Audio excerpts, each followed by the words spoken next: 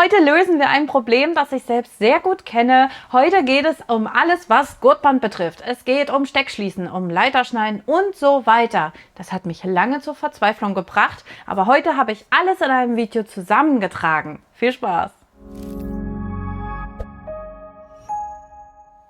Hi, ich bin Annika vom Kanal Knopf und Nadel und heute beschäftigen wir uns mal komplett mit Gurtband für Taschen, für Hosen, für alles Mögliche. Ich bin selbst schon mehrmals an meine Grenzen gestoßen mit dem Einfädeln zum Beispiel von Leiterschneiden. Da schaue ich mir immer wieder Anleitungen an und deswegen habe ich dir heute hier einmal alles zusammengetragen.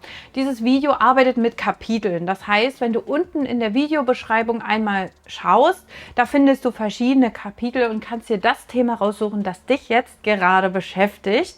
Oder du schaust unten hier bei diesem Balken, da kannst du auch hin und her schieben und auch da kannst du wahrscheinlich dein persönliches Thema finden. Und alle anderen, die einfach das Thema allgemein mal als Auffrischung haben möchten, die schauen natürlich das ganze Video, denn heute geht es wirklich einmal komplett um Gurtband.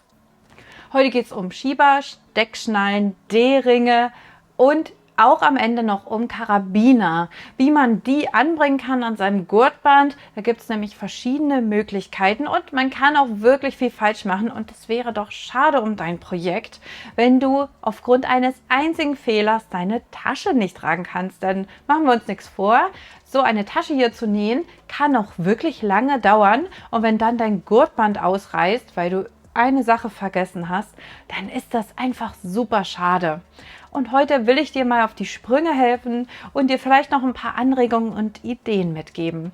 Und jetzt fangen wir auch schon mal an mit dem ersten Thema und das beschäftigt sich erstmal mit den Grundlagen des Gurtbandes. Bevor wir mit den Einziehen anfangen, zeige ich dir kurz, wie du Gurtband richtig vorbereitest. Das ist ein Schritt, den viele überspringen, aber dann franzt es am Ende aus und macht beim Einziehen Probleme. Ich habe hier zwei verschiedene Gurtbandarten mitgebracht. Einmal das synthetische Gurtband, also aus Polyester oder Nylon. Das ist das, was du in den meisten Projekten verwenden wirst. Zum Beispiel hier bei dieser Kinderregenhose. Da habe ich Gurtband für verstellbare Träger eingesetzt.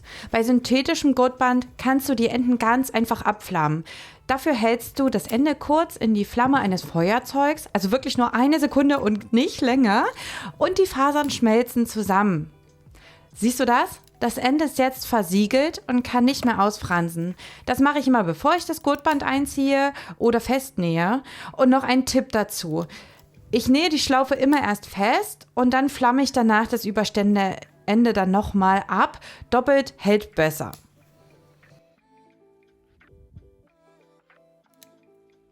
Jetzt kommen wir aber zur zweiten Variante, also Gurtband aus Naturfasern, zum Beispiel Baumwolle. Das sieht oft schöner aus und fühlt sich auch ein bisschen angenehmer an der Haut an. Zum Beispiel ideal für Hüftgurte oder Kindersachen. Aber hier gilt, bitte nicht abflammen.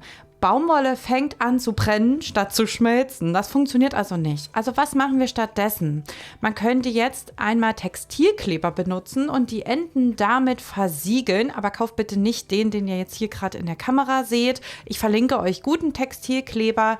Alternativ gibt es auch ein Produkt von Prim, das genau für diesen Fall hergestellt wurde. Alternativ kannst du aber ganz normalen durchsichtigen Nagellack benutzen. Damit kannst du deine Enden auch versiegeln und sie können eben nicht mehr ausfransen. Kleiner Tipp von mir. Als nächstes geht es um ein absolutes Horrorthema für die meisten, nämlich Schieber und Leiterschnallen. Also wie bringe ich einen Schieber an meiner Tasche bzw. meiner Latzhose an? Das schauen wir uns jetzt in Teil 2 an. Die Leiterschnalle oder auch Gurtbandschieber genannt, ist das Herzstück von verstellbaren Taschengurten. Damit kannst du die Länge des Gurtes jederzeit anpassen. Viele machen hier den Fehler, dass sie das Gurtband einfach durchziehen. Das funktioniert aber nicht, weil sich der Gurt dann nicht mehr verstellen lässt. Hier kommt der Trick. Zuerst mal führst du dein Gurtband einmal ganz normal durch. Von unten einfädeln, über die Leiter drüber und dann unten wieder rauskommen. Jetzt kannst du zum Beispiel eine Steckschließe schon drüber machen, wenn du eine Steckschließe verarbeiten möchtest. Die lassen wir jetzt aber mal kurz außen vor. Pass natürlich immer auf, dass sich hier nichts verdreht. Jetzt ziehst du dein Gurtband oben an der Leiter wieder ein bisschen raus, damit du so eine Schlaufe hast und führst genau andersherum unten drunter jetzt nochmal das Gurtband. So hast du zweimal dieses Gurtband über der Leiter drüber. Rechts hast du eine Schlaufe und links lässt du einen Überstand von ca. 6 cm. Das Ende schlägst du dann zweimal nach innen und nähst es mit einer stabilen Naht fest. Riegle sie auf jeden Fall am Anfang und am Ende ab, denn der Gurt muss ja einiges aushalten. Siehst du, jetzt kannst du deinen Gurt ganz einfach kürzer oder länger stellen. Das mittlere Stäbchen ist das, was die Spannung hält. Deshalb muss das Gurtband zwingend darüber laufen. Wie bekommt man eigentlich so eine Steckschnalle hier an seine Tasche? Das zeige ich dir jetzt in Teil 3. Weiter geht's mit der Steckschnalle. Die kennen wir alle. Die ist zum Beispiel an Rucksäcken oder Hüfttaschen oder Bauchtaschen. Sie besteht aus 2 Teilen. Dem weiblichen Teil, das ist der mit den 2 Öffnungen, und dem männlichen Teil, der einrastet. Ich fange mal mit dem weiblichen Teil an. Den befestigt man nämlich direkt an der Tasche. Dafür fädle ich das Gurtband durch den Steg des weiblichen Teils. Dann schlage ich das Ende um und nehme hier etwa 4 cm und nähe es fest. Riegle hier auch unbedingt Anfang und Ende ab, das muss stabil sitzen. Jetzt kommen wir noch kurz zum männlichen Teil und das ist eigentlich wirklich noch einfacher. Hier fädelst du einfach über den Steg drüber, kommst dann unten wieder raus und kannst jetzt unten das Gurtband zweimal nach innen schlagen und dann mit einem Geradstich fixieren. Aber auch hier gilt wieder, gut verriegeln, damit es nicht aufgehen kann. Jetzt wollen wir uns einmal mit D-Ringen und O-Ringen beschäftigen. Also nicht den Teilen hier, sondern Ringe, die rund sind. Ich zeige dir einmal, wie das funktioniert. Das geht wirklich ganz schnell und einfacher, als du denkst. D-Ringe und O-Ringe sind super vielseitig. Sie werden oft an Taschen verwendet, um einen abnehmbaren Gurt zu befestigen oder einfach als schönes Zierelement. Das Einziehen ist dabei aber denkbar einfach. Das Gurtband wird dabei einfach durch den Ring gefädelt. Das Ende wird umgeschlagen. Ich nehme hier meistens 3 bis 4 cm und festnähen. Aber bitte wieder schön abriegeln. Der Ring sitzt jetzt fest am Gurtband. Du kannst jetzt zum Beispiel einen Karabiner einhängen oder den Ring direkt an einer Tasche befestigen. Ich habe hier zum Beispiel so wechselbare Taschengurte, die kannst du einfach an allen D-Ringen anbringen. So kannst du deine Tasche immer wieder variieren. Kommen wir zuletzt noch zum Karabinerhaken.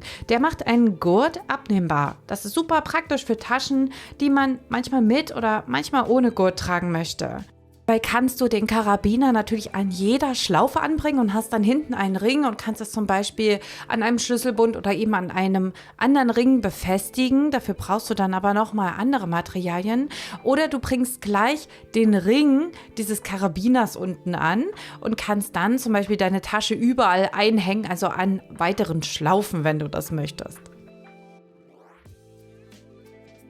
Viele Taschenschnittmuster kombinieren mehrere dieser Teile miteinander.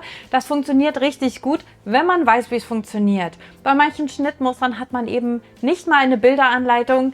Da sieht man meistens nicht so richtig durch, wie man das jetzt einfädeln soll.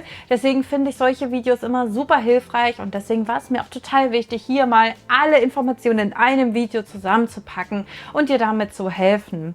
Wenn du alle Teile miteinander kombinieren musst, dann spring gerne in diesen Kapiteln hin und her und erarbeite dir das mit meinen Kapiteln. Das funktioniert richtig gut. Und so eine komplette Kombination kann wirklich viele Vorteile haben. Wenn du eine Steckschließe hast, die dann auch noch verschiebbar ist, wie zum Beispiel hier bei meiner Gürteltasche, dann kannst du die Tasche eben auch vielfältig tragen. Wie ich am Anfang des Videos einfach quer, aber du kannst sie auch als Bauchtasche tragen, weil du es ja enger machen kannst. Und mit der Steckschließe bekommst du es eben auch ganz schnell um den Körper herum. Und das ist eben der Vorteil, wenn du mehrere Sachen mit einmal kombinierst. Hätte ich jetzt hier zum Beispiel noch einen D-Ring mit einem Karabiner dran, wäre dieses Gurtband auch noch austauschbar, sodass ich vielleicht noch verschiedene Varianten nutzen kann. Einmal vielleicht ein dickeres Gurtband oder eben eins mit Muster. Das hat verschiedene Vorteile. So, jetzt haben wir einmal alle Materialien gesehen und alle Varianten durchgeschaut. Ich hoffe, es hat dir was gebracht und dass du jetzt viel einfacher da durchkommst. Denn das kann natürlich auch eine große Hürde sein, ein Schnittmuster vielleicht dann doch nicht umzusetzen, weil man eben Angst hat, diese Leiterschneide nicht hinzubekommen. Deswegen freue ich mich, wenn du jetzt deine Projekte ein bisschen entspannter angehen kannst. Und ich habe dir alle Materialien, die ich jetzt hier verwendet und gezeigt habe im Video, unten in der Videobeschreibung verlinkt. Zum Beispiel auch das Nähset für diese coole Bauchtasche. Die bekommst du zum Beispiel bei mir im Shop. Wenn dir das Video geholfen hat, freue ich mich übrigens über einen Daumen nach oben und ein Abo. Abos sind immer wichtig für uns Creator, deswegen freue ich mich da ganz besonders drüber, wenn auch solche Infovideos, die vielleicht weniger Entertainment beinhalten, ein Abo hervorbringen. Und wir sehen uns dann beim nächsten Mal wieder in meinem Kanal beim nächsten Video. Immer freitags 19 Uhr hier auf YouTube. Tschüss!